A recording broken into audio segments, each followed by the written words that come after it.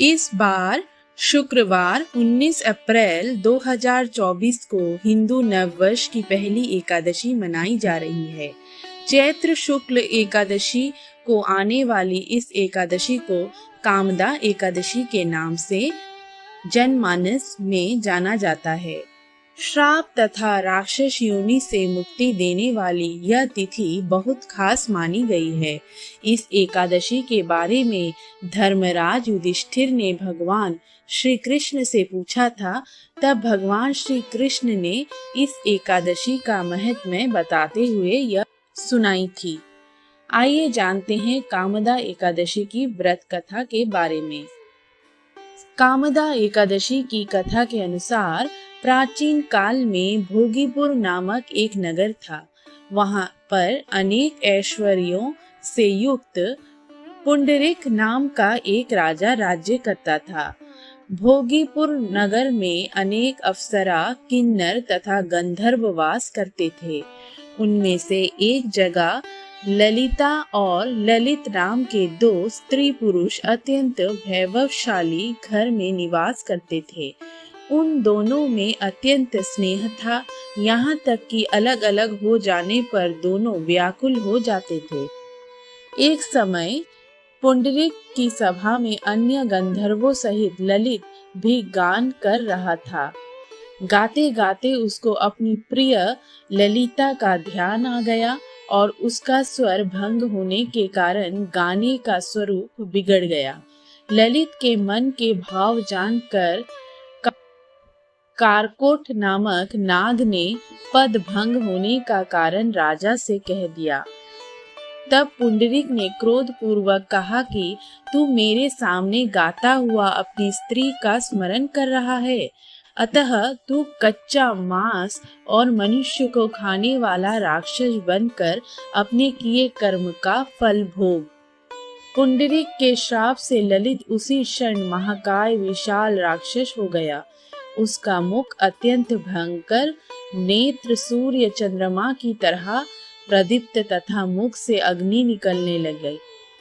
उसकी नाक पर्वत की कंदरा के समान विशाल हो गई और गर्दन पर्वत के समान लगने लगी। सिर के बाल पर्वतों पर खड़े वृक्षों के समान लगने लगे तथा भुजाएं अत्यंत लंबी हो गई। कुल मिलाकर उसका शरीर 8 योजन के विस्तार में हो गया। इस प्रकार राक्षस होकर वह अनेक प्रकार के दुख भोगने लगा। जब उसकी प्रियतमा ललिता को यह वृत्तांत मालूम हुआ तो उसे अत्यंत खेद हुआ और वह अपने पति के उद्धार का यत्न सोचने लगी। वह राक्षस अनेक प्रकार के घोर दुख सहता हुआ घने वनों में रहने लगा। उसकी स्त्री उसके पीछे पीछे जाती और विलाप करती रहती।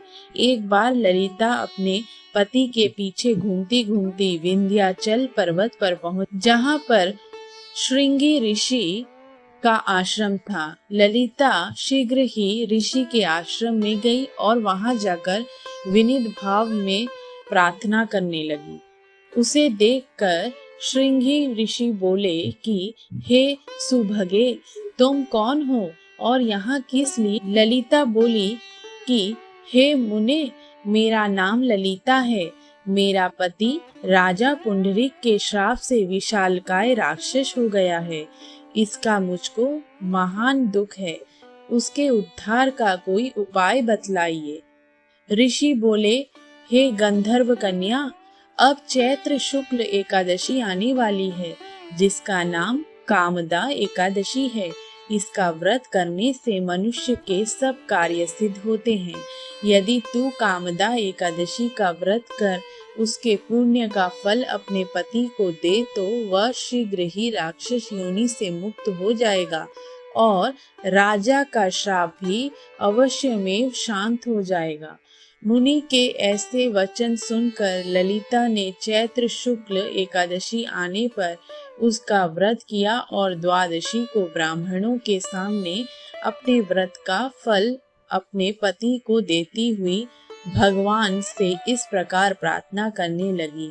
हे प्रभु, मैंने जो यह व्रत किया है, इसका फल मेरे पतिदेव को प्राप्त हो जाए, जिससे वह राक्षस योनि से मुक्त हो जाए।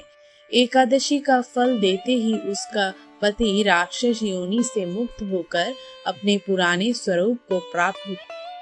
फिर अनेक सुंदर वस्त्राभूषणों से युक्त होकर ललिता के साथ विहार करने लगा। उसके पश्चात वे दोनों विमान में बैठकर स्वर्गलोक को चले गए। भगवान श्री कृष्ण कहते हैं, हे राजन, संसार में इसके बराबर कोई और दूसरा व्रत नहीं है। इस व्रत को विधि पूर्वक करने से समस्त पाप नाश हो जाते हैं तथा राक्षस आदि की योनि भी छूट जाती है। इसकी कथा पढ़ने या सुनने से वाजपेय यज्ञ का फल प्राप्त होता है।